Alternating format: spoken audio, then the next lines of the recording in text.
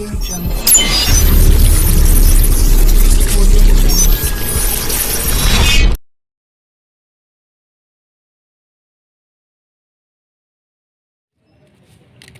वालेकुम व्यूअर, मैं हूं डॉक्टर बिलाल अहमद राना और आप लोग देख रहे हैं हैंडसम माइंड टीवी चैनल। मुझे उम्मीद है मेरे तमाम व्यूअर खैर व आफियत से होंगे। आज हम बात करेंगे कि एक इन्फेंट का या एक छोटे बच्चे का दीन इस्लाम क्या है। बड़ी हैरानगी, बड़ी ताज्जुब वाली बात लगी होगी कि क्या एक इन्फेंट जो अभी दूध पीने के मरहले में है तो उसका दीन इस्लाम से क्या मुराद है। और मैं समझता हूँ पूरी ज़िंदगी की सबसे हसास बात यही है कि आप लोगों को ये बात समझ में आ जाए कि एक इन्फेंट का दीन इस्लाम क्या है और एक इन्फेंट को, एक शीरखार बच्चे को, एक दूध पीने वाले बच्चे को हम कैसे दीन के रास्ते पे चला सकते हैं और कौन कौन सी बातें हैं जो उसके लाइफ के अंदर, उसके दिमाग के अंदर, उसकी सोच के अंदर आ सकती हैं और किस तरह से वो इस दौर की सीखी गई बात को अपने आखिरी सांस तक टिल हिज और हर लास्ट ब्रेथ, अपने आखिरी सांस तक किस तरह से यूटिलाइज करता है। ये बहुत सारे सवालात हैं जो कि आज हम इस हवाले से आप लोग साथ डिस्कस करेंगे और हम आप लोगों को बताएंगे कि एक इन्फेंट का शीरखार बच्चे का के दीन इस्लाम क्या है। इससे पहले वाली वीडियो में मैंने आप लोगों को बताया था कि जो डेवलपमेंटल एज में जो दीन इस्लाम होता है वो क्या है। इस सारी सीक्वेंस के अंदर हम बताएंगे कि इससे बड़ी एज में भी दीन इस्लाम क्या है, उसके बाद जवानी में क्या है और फिर बुढ़ापे में क्या है। इस सारे हवाले से बहुत सारी बातें आप लोगों को, मुझे उम्मीद है कि उस वीडियो के अंदर भी ऐसी बातें सीखने का मौका मिला होगा जो आप लोगों ने कभी ना देखी होंगी ना कभी सुनी होंगी कि क्या माँ के पेट के अंदर भी दीन इस्लाम होता है और माँ के पेट के अंदर बच्चे को कैसे इफ़ेक्ट करता है। और बहुत सारी बातें आज आप लोग जानोगे, समझोगे कि क्या एक छोटे बच्चे का जो दूध पीता बच्चा है जिसकी उम्र अभी 2 साल तक है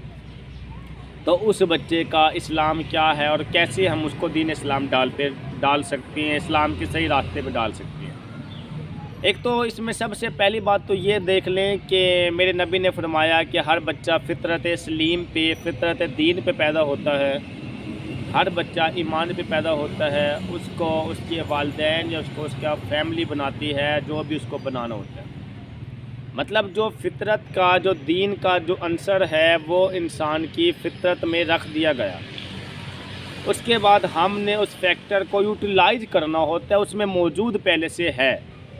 सिर्फ हमने उसको यूटिलाइज़ करना होता है। यूटिलाइज़ करने के लिए जो सबसे हसास एज है वो एक छोटे बच्चे की है जिसकी उम्र ज़्यादा से ज़्यादा 5 साल तक हो। इन्फेंट में तो अमूमी तौर पे तकरीबन 2 साल तक का बच्चा कम व बेश होता है, लेकिन जो हसास एज होती है वो तकरीबन 5 साल तक के बच्चे की उम्र सबसे ज़्यादा ख़तरनाक तरीन होती है। यानी मैं समझता हूँ, बल्कि हमारे बहुत सारे यूरोपियन आथर ने इस्लामिक रेफरेंस भी हम आपको बताएंगे, इस्लामिक स्कॉलर ने इस हवाले से बात की है कि जो बच्चे की 70 से 80% तरबियत होती है तो वो बच्चे की, एक छोटे बच्चे की 5 साल तक बन चुकी होती है। जबकि जानने वाली, समझने वाली बात ये है कि 5 साल तक का बच्चा वो बच्चा होता है जिसने अभी स्कूल में कदम ही ना रखो। ये तो आज के दौर में 3-4 साल के बच्चे ने जाना शुरू किया, वरना पहले मम्मी तो 5 साल के बच्चे स्कूल में आते थे। यानी क्लास 1 तक का जो बच्चा है वो उस वक्त 70 से 80% अपनी तरबियत को मुकम्मल कर चुका होता है। और जो बच्चा देख नहीं सकता, जो बच्चा बोल नहीं सकता, तो वो बच्चा भी 15 से 20 अल्फाज, जो चाहे वो एक दिन का बच्चा हो, 15 से 20 अल्फाज अपने दिमाग में स्टोर करता है। और याद रखें, जो मालूमात हमारे दिमाग में आती है तो उस मालूमात को हम इजीली रिकॉल भी कर सकते हैं, उस मालूमात को हम इजीली दोहरा भी सकते हैं और वही मालूमात हमारी पर्सनैलिटी की अक्कासी करता है और वही मालूमात ही हमें पूरी ज़िंदगी के लिए यूटिलाइज़ कराने में हमारी हेल्प करता है। अब अगर हम बात कर लें, एक छोटा बच्चा है, एक दिन का है चाहे उसका दीन इस्लाम क्या है, उसका दीन इस्लाम टोटल डिपेंड करता है उसके वालिदैन पे। उस बच्चे ने अपना 80% जो सीखना है, 80% जो बच्चे ने सीखना होता है वो अपने सेंस ऑफ विज़न, वो देख के सीखना होता है। कुल 5 हिस्से काम करती हैं, देखने की, चखने की, सूंघने की, टच करने की, सारी हिस्से मिला के, और सुनने की। ये सारे हिस्सों में जो सबसे ज़्यादा, जिसको हम मदर ऑफ सेंस ऑर्गन्स कहते हैं, वो हमारी आँख है। और हम अपनी लाइफ का 80% सिर्फ मुशाहिदे से सीखते हैं, उस चीज़ को देख के सीखते हैं। और जो देख के सीखने का जो ताल्लुक़ है वो एक दिन के बच्चे से भी शुरू हो जाता है, बल्कि बच्चा जब इस माँ दुनिया के अंदर आके आँख खोलता है तब भी उस बच्चे की ट्रेनिंग शुरू हो चुकी होती है। सबसे ज़्यादा जो सीखा जाता है वो बच्चे फॉलो करके सीखते हैं, मुक़ल्लिद बन के सीखते हैं, कॉपी करके सीखते हैं। जैसे एक चूज़ा है, मुर्गी का बच्चा, जैसे ही चाहे वो मुर्गी का बच्चा, चाहे वो मशीन से निकलने वाला आर्टिफिशियल है, चाहे वो नेचुरल प्रोसेस से बनने वाला एग से निकलने वाला है, दोनों सूरतों में उस बच्चे की फितरत ये होती है, जैसे उसकी आँख खुलती है उस चूज़े की, तो वो अपनी माँ यानी मुर्गी के पीछे चलना शुरू कर देता है, उसको फॉलो करता है। और ये फॉलो करने इस चीज़ की इंडिकेशन होती है कि वो बच्चा उसको कॉपी करके देखता, सीखता, समझता, दिमाग में स्टोर करता है। बिल्कुल इसी तरीके से अगर हम एक छोटे बच्चे की बात कर लें तो जब उसकी माँ जो जो काम करती है तो बच्चे की आँख भी उधर ही चलना शुरू कर देती है, और बच्चा भी सारी चीज़ को मुशाहिदे में ला के उस चीज़ को देख के अपने दिमाग में स्टोर कर रहा होता है। जबकि 15 से लेकर 20 अल्फाज डेली बच्चे के दिमाग में इजीली स्टोर हो सकते हैं, चाहे वो बच्चा एक दिन का ही क्यों ना हो।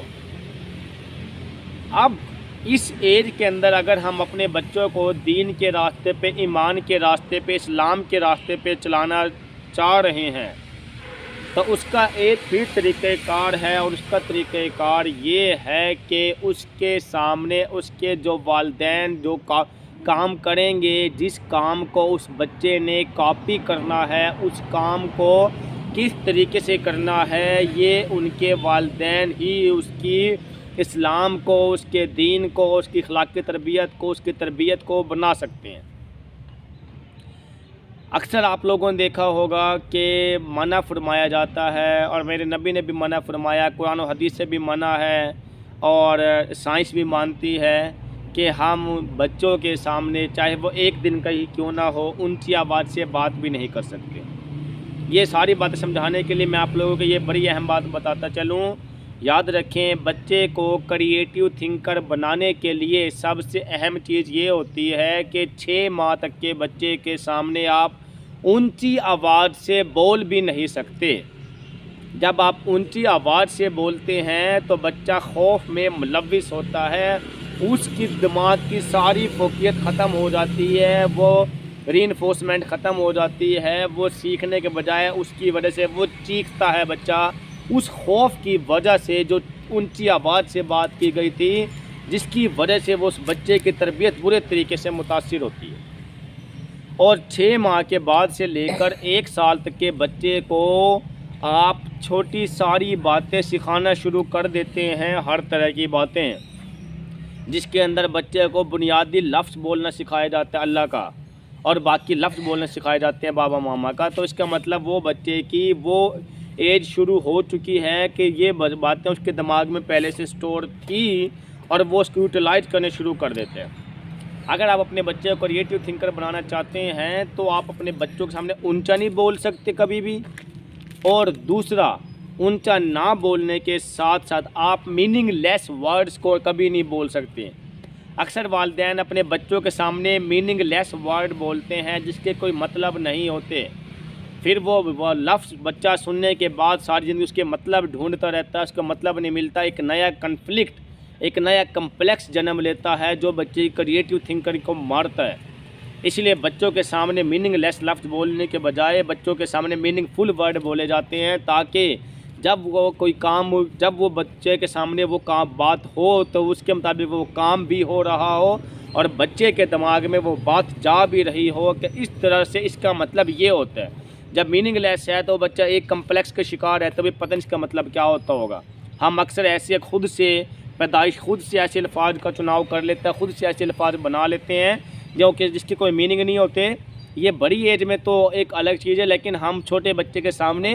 कभी मीनिंगलेस वर्ड्स को नहीं बोल सकते, ना ही हमें बोलना चाहिए। उसके बाद अब बच्चे ने करना है, अब अगली बात की तरफ आते हैं कि अब बच्चे ने करना है कॉपी करके मैंने बताया कि 80% बच्चा सीखता है। कॉपी क्या करना है उसने, अगर माँ बाप ने गाली आपस में किसी को दी बच्चे के सामने और उसके बाद वो उसके मुताबिक माँ बाप के मुताबिक वो बच्चा अभी 1 दिन का है या 1 महीने का या अभी छोटा बच्चा, उसको नहीं पता, जबकि उस माँ बाप को ये नहीं पता कि बच्चा तो 1 दिन का भी अपने लफ्ज़ों को अपने दिमाग में स्टोर करता है और 15 से लेकर 20 अल्फाज उसके दिमाग में स्टोर हो सकते हैं। अल्लाह रब्बुल इज़्ज़त ने अभी इसको सिर्फ बोलने की शिक्कत से महरूम रखा है, दिमाग में जाने वाली इन्फॉर्मेशन से महरूम कोई नहीं रखा। हमारे हर हिस्स की एक अपनी सलाहियत होती है, हमारे हर जिस्मानी पुर्जे की अपनी सलाहियत होती है, हमारे दिमाग में स्टोरेज की सलाहियत जो होती है वो माँ के पेट के अंदर ही शुरू हो चुकी होती है। तभी तो बच्चा उसके मुताबिक माँ को किक करता है, उसको पता होता है कि मैंने क्या काम किया है। यानी उसकी जो नेचुरल जो उसके रिफ्लेक्सेस हैं वो रिफ्लेक्सेस भी उसके आइडियाज़ से बनते होते हैं और आइडियाज़ रिफ्लेक्सेस के आपस का गहरा ताल्लुक है। जब हम आपको किसी और बात में किसी और वीडियो में समझाएंगे कि आइडियाज़ रिफ्लेक्सेस का आपस में क्या ताल्लुक है। यहाँ पर बात बताने का मकसद ये है कि उस बच्चे के सामने अगर माँ बाप ने गाली दी, वो बच्चे के दिमाग में बैठ गई, उसके बाद वो बच्चा जो वक्त के साथ बोलना सीखता है, तब अगर उस बच्चे ने उस गाली के अल्फाज को दोहराया, उस फ़िक्र लफ्ज़ को दोहराया और माँ बाप आपस में सवाल करते हैं जी हमने तो अपने बच्चे को बाहर भी कभी नहीं निकाला, कभी हमने इसको गाली भी नहीं दी, तो फिर ये गाली कैसे दे सकता है। इनफैक्ट उम्र के किसी न किसी हिस्से में कुछ दिन पहले 2, 4, 6, 8 महीने पहले वो वालिदैन ने ही खुद दी होती है, जज्बात में और गुस्से के अंदर आके वो बच्चे के दिमाग में फीड हो चुकी होती है, उनके मुताबिक बच्चे को पता नहीं लगता, जबकि बच्चे ने दिमाग में फीड करके उस बात को दोहराता है, इसलिए उसकी तरबियत ऐसी होती है। अब अगर झगड़ा करते हैं तो बच्चा भी झगड़ालू बनता है। अब अगर मोहब्बत करते हैं बच्चा भी मोहब्बत करता है। अब अगर इंसानियत से पेश आते हैं तो फिर बच्चा भी इंसानियत से पेश आता है। अब अगर हम ईमान के रास्ते पे चलते हैं तो बच्चा भी ईमान के रास्ते पे चलता है। मुझे सिर्फ एक सवाल का जवाब दे कि जब माँ सुबह सुबह को उठ के तहज्जुद की नमाज़ अदा करे या माँ सुबह को उठ के फ़र्ज़ नमाज अदा करे, तो जब माँ उठती है बच्चे की आँख खुलती है, बच्चा माँ को फॉलो करता है, नेचुरल प्रोसेस है, इसको कोई इनकार नहीं कर सकता। बच्चे की आँख माँ के पीछे चलना शुरू कर देती है और जब माँ वज़ू करके आती है, जाए नमाज बिछाती है, अल्लाह अकबर कहती है, नमाज अदा करती है, कुरान पाक को खोलती है, बच्चे के पास बैठी है, तो क्या ये सारा क्या है? ये सारा कोई मजाक नहीं, बल्कि बच्चे के दिमाग में ये बातें बैठना शुरू हो गई कि जब मैंने उस उम्र में आना है या जब मैंने बड़ा होना है या जब मैंने काम करने की सलाहियत हासिल करनी है तो मैंने इसकी तरह उठना है, वहाँ जाना है, वज़ू करना है, उसके बाद आना है, जाए नमाज बिछानी है, नमाज़ पढ़नी है, कुरान पाक खोलनी है, उसको तिलावत करनी है, तो फिर ऑटोमेटिकली बच्चे की ज़िंदगी में दीन इस्लाम आता है। अब ये अगर बच्चा माँ के मुताबिक गाली देना भी सीख सकता है और बच्चा माँ के मुताबिक इखलाकी तरबियत और दीन पे चलना भी सीख सकता है। अब माँ बाप पे एक हक़ है और माँ बाप पे हक़ ये है कि जब तक बच्चा 7 साल का ना हो जाए उस वक्त तक अगर बच्चे के अंदर अच्छाइयाँ पैदा नहीं की, दीन इस्लाम को पैदा नहीं किया, तो इस सारे की पूछ-गुछ भी माँ बाप से होनी है। 7 साल के बाद आप बच्चे को, बल्कि बालिग होने तक, यानी 7 साल तो है नमाज के लिए हुक्म, यानी कि आप 7 साल तक बच्चे को प्यार से नमाज का कहोगे और अगर आप नहीं कह रहे तो उसकी पूछ-गुछ होनी है। और उसके बाद अगर एक बच्चा बालिग होने तक आप लोग जो माँ बाप की एक्टिंग है वो सारी बच्चे ने उसको फॉलो करना। अगर माँ बाप की एक्टिंग गलत है तो इसका मतलब माँ बाप ने अपने उस बच्चे का हक मार लिया, जो कि उस बच्चे का हक बनता था उसमें इंसानियत पैदा करने का, उसको वक्त पे देना था, उस पहले दिन के बच्चे को देना था। लेकिन माँ बाप उस बच्चे के हक को मार रहे हैं, इसीलिए गुनाहगार बच्चा नहीं, गुनाहगार माँ बाप हो रहे हैं। इसके बरक्स जो वालिदैन अपने बच्चों के सामने जो काम करके दिखाते हैं बच्चा वही काम करता है। मसलन अगर एक बाप किताबें उठा के अपने बच्चे के सामने बैठ जाता है, बच्चे के दिमाग के अंदर ये ख्यालात आना शुरू हो जाते हैं, भाई मैंने भी इस जैसा बनना है। इंसानी फितरत होती है, हम जिस माहौल में रहते हैं हमें वो अच्छा लगता है और हम वैसा बनना चाह रहे होते हैं, इंसानी फितरत है। जब वालिद बच्चे के सामने बुक्स खोल के कुरान पाक को खोल के बैठ जाता है, बच्चे के दिल में ये ख्याल जन्म लेता है कि जी मैंने भी इस किताब को उठाना है। इसलिए जिस घर में बुक्स खुलती हैं, कुरान पाक खुलती हैं, जाए नमाज खुलती हैं, तो बच्चे जिद करते हैं बाबा मेरी किताब लाना, मामा मेरी किताब लाना, मेरे लिए कुरान पाक लाना, मेरे लिए ये करना, मेरे लिए वो करना। इसके बरक्स जिस घर में कुरान पाक नहीं खुलती, जाए नमाज नहीं बिछती, नमाज़ें अदा नहीं की जाती, किताब और दीन के सिलसिले को नहीं जारी किया जाता, तो उस घर के अंदर बच्चे ये जिद करने के बजाय बच्चा जिद कर रहा होता है वो बातों को जो कि उनको सिखाई गई थी। मसलन कभी मुझे टीवी ला के दे दो, कभी मुझे मोबाइल ला के दे दो, कभी मुझे फ़लाँ चीज़ ला के दे दो। मैं उसके लिए वो जिद करता है, गुस्सा करता है, अक्खर मिजाज हो जाता है। तो बहुत सारी ऐसी बातें उसके दिमाग में, जो बातें बच्चे ने सीखी थी तो वो बातें उसके दिमाग के अंदर आ जाती हैं, वो बच्चा उन बातों को यूटिलाइज करता है। तो खुदारा अपने बच्चे के वक्त को किल ना करें, अपने बच्चे के हक़ को ना मारें। एक शीरखार बच्चे का हक़ ये है, एक बच्चे का दीन इस्लाम ये है कि उस बच्चे के अंदर आप लोग एक माँ बाप होने के नाते उसके सामने कुरान को खोलें, उसके सामने नमाज़ों को अदा करें, उसके सामने सजाए नमाज को बिछाएं, उसके सामने बुक्स रीडिंग करें, उसके सामने तालीम व तरबियत करें, उसके सामने घर में इल्म व अदब का मामूल बनाएं, उसके सामने अदब का मामूल बनाएं, उसके सामने बड़ों के साथ बात करने की तमीज़ बनाएं। नहीं तो जो आप सिखाओगे बच्चे वही काम करेंगे। अगर आप लोग अपने माँ बाप को अपने बच्चों के सामने इज़्ज़त देंगे तो वो बच्चे आप लोगों को भी इज़्ज़त देंगे। और अगर आप लोग अपनी औलाद के सामने अपने माँ बाप को जलील करोगे, ऊंची आवाज़ से बात करोगे, तो फिर वही बच्चे जो देखेंगे वो काम करेंगे, तो वही बच्चे फिर नाफरमान बनते हैं और फिर वही बच्चे आपके कहने के मुताबिक चलने के बजाय आपके उल्ट चल रहे होते हैं। और फिर आप सोचते हैं जी हमने तो अपने बच्चों को गलत नहीं सिखाया था, हमने तो अपने बच्चों को कोई तरबियत ऐसी गलत नहीं दी थी, हमने तो कुछ कभी गाली देना नहीं सिखाया, ऊंची आवाज़ से बात करना नहीं सिखाया, हमारा बच्चा कहाँ से सीख गया। तो खुदारा अपने बच्चों पे रहम करें, आपका बच्चा आपको देख के सीख गया, आपका बच्चा आपके बताने से ज़्यादा देख के सीखता है। बल्कि इंसानी अमल है, फितरी अमल है कि हमारी सोसाइटी में लोग देख के ज़्यादा सीखते हैं। नबी पाक सल्लल्लाहु अलैहि वसल्लम की तारीख़ उठा के देख लो, अंबिया कराम की तारीख़ उठा के देख लो, तो दीन इस्लाम कैसे आया था, अपनी ज़िंदगी में तब्दीली से आया था। बताने से ज़्यादा उन्होंने अपनी ज़िंदगी को तब्दील किया था। उनके रहने का अंदाज़ ऐसा होता था कि उनको देख के अपने आप को बदलने को दिल करता था। जब हम दूसरों को अपनी कॉपी करके, नकल करके जैसा बन के देखते, सीखते, समझते हैं, तो वही सबसे ज़्यादा सिखाना और दिखाने का तरीका होता है। और इसी तरह से हम सबसे ज़्यादा देख और सीख और समझ सकते हैं। इसीलिए जो वालिदैन परेशान हैं इस बात को लेके कि जी मेरे बच्चे अगर नाफरमान हो रहे हैं, ये हो रहा है, वो हो रहा है, तो अभी भी टाइम है। वो वालिदैन अपने बच्चे के इन्फेंट को, शीरखार बच्चे को, दूध पीने वाले बच्चे को, उनकी तरबियत का ख्याल रखते हुए उनके सामने अच्छे तरीके से पेश आएँ, उनके सामने ऊंची आवाज़ से बात ना करें, उनके सामने गाली ना दें, उनके सामने कोई और ऐसी बात ना करें। याद रखें तरबियत बच्चों की नहीं, तरबियत वालिदैन की होती हैं। अगर वालिदैन की तरबियत होगी तो बच्चे की तरबियत हो जाएगी। माँ बाप ने बदलना है, बच्चे की खातिर माँ बाप ने